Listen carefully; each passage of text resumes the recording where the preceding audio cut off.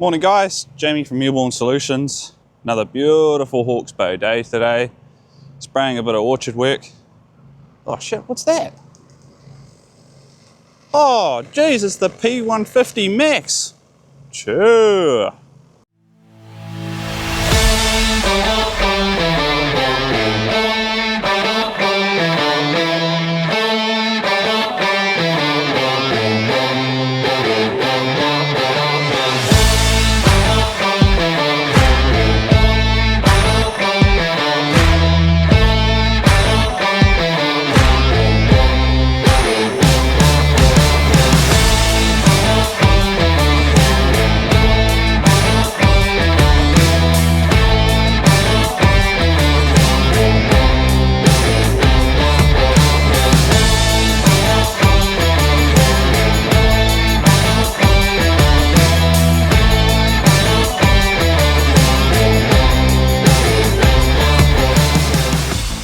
So this is the beast here, guys.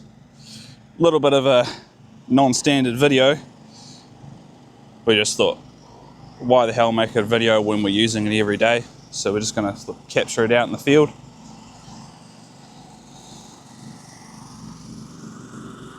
So very similar to the standard 150. In fact, a lot of the parts are compatible.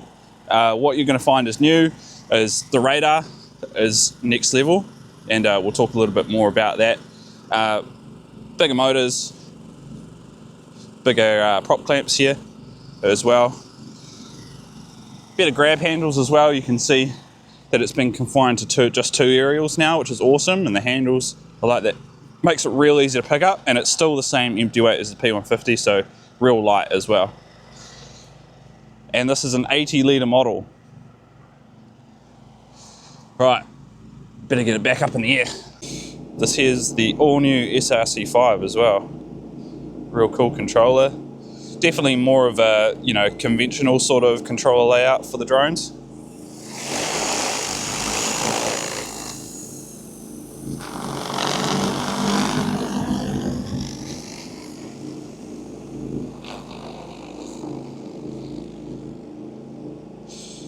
You see here, a lot better real-time screen. I can drag it down, see where I am. It's a fisheye camera now.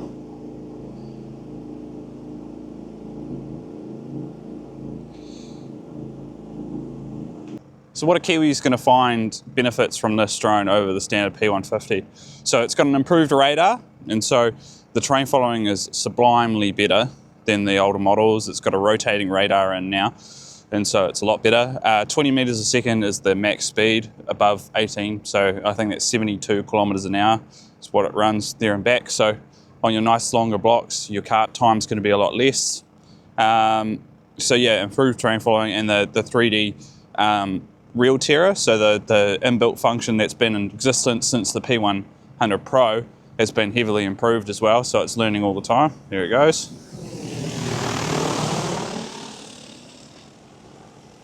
Real fast, real smooth. So you can see it's just changing back to its lines now. So it's probably finished down the back there, and it's just gone to complete the block down here. So today we're doing surround, which is it's like a sunscreen for the Granny Smith apple trees. Here in the Hawke's Bay we get pretty high heats, and so in order to protect the tree, we put on this sort of sunscreen product.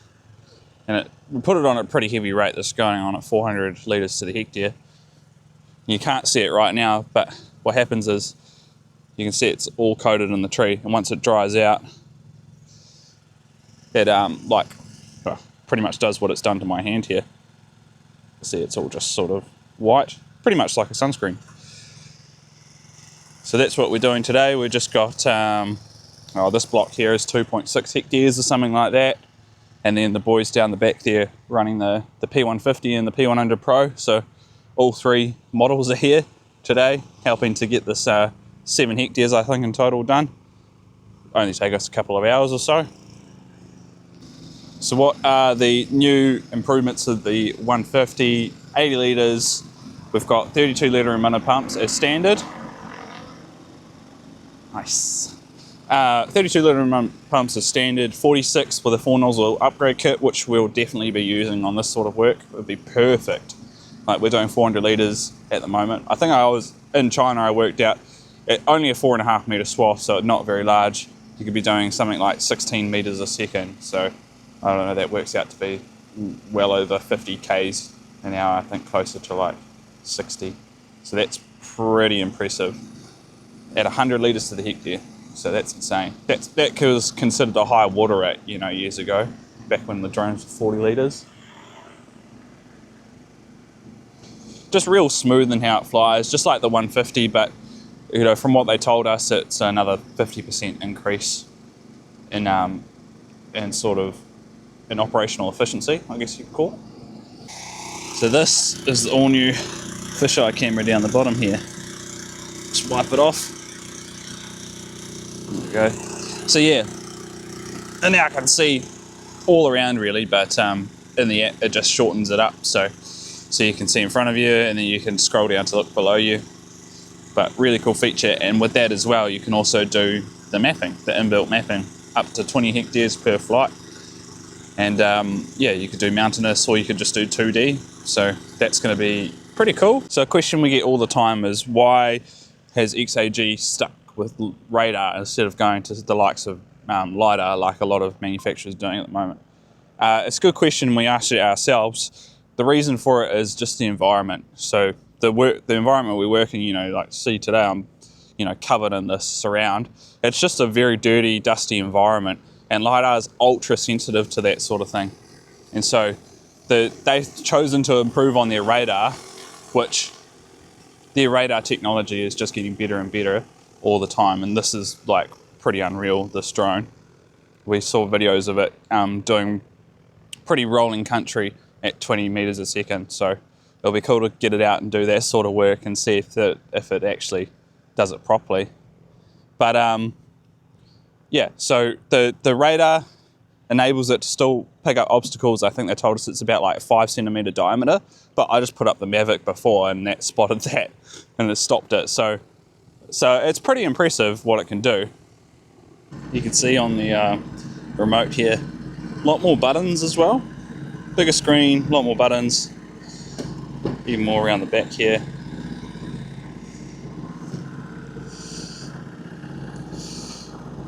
And it's got a bit of AR recognition on the screen as well. Probably can't see it at the moment because there's no obstacles. But we had got a windmill back there somewhere. Probably can't see that in the camera either. But it was picking that up before. I'll overlay a bit of footage.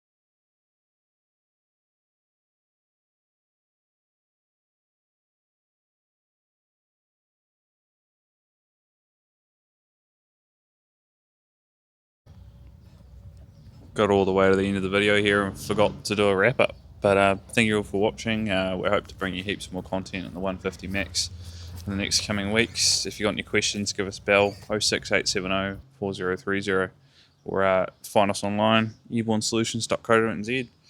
Yeah, cheers guys.